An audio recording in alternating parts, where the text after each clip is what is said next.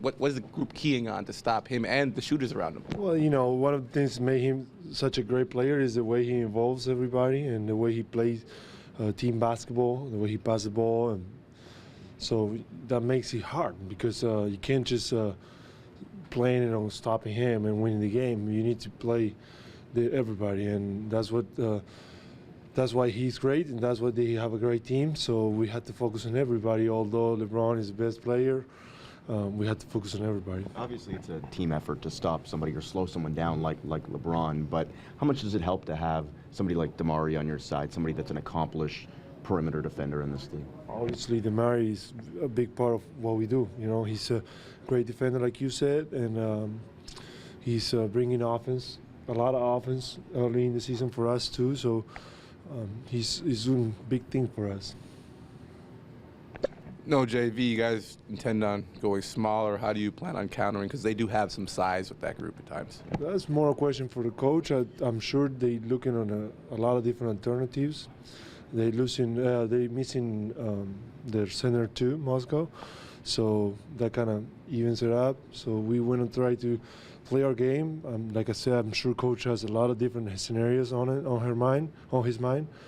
And we've been working on a lot of those. I'm not exactly sure which ones are we going to do or not.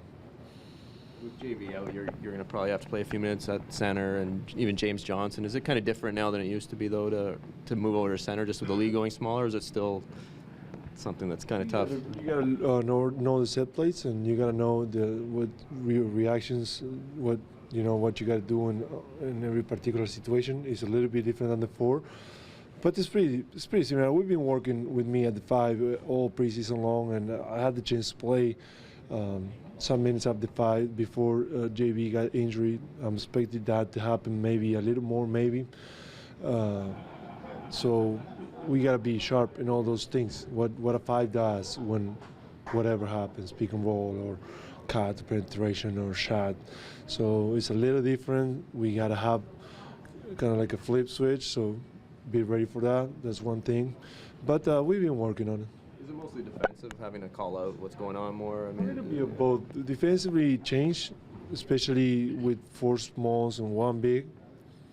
But also offensively, as a 4 you pop most of the time with JB in there or with Biz in there. They roll most of the time. They're on the dunker spot all the time, running the alley, trying to be in the paint as much as possible. And we as forwards, we try to space the court as much as we can. With us playing at the 5, we got at the 4 guys who be spreading the court and can shoot and all that. So you need to start rolling more and fit in the alley and dunker spot, try to be in the paint, get the rebounds. So it's a little bit of a different approach in terms of what your reaction has to be as a 4 and as a 5 in both offense and defense.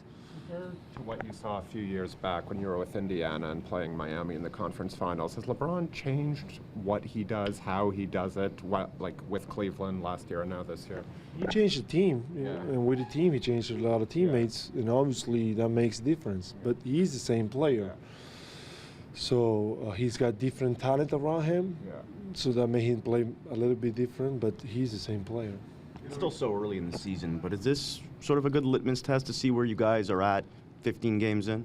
It's a good game for us overall. We play at home. We play a great team, the best team in the East right now. So it's a good day. It's a fun day. We just want to try to, play a great game in front of our fans and hopefully win a game. But nothing will really change after tonight. If we win, great.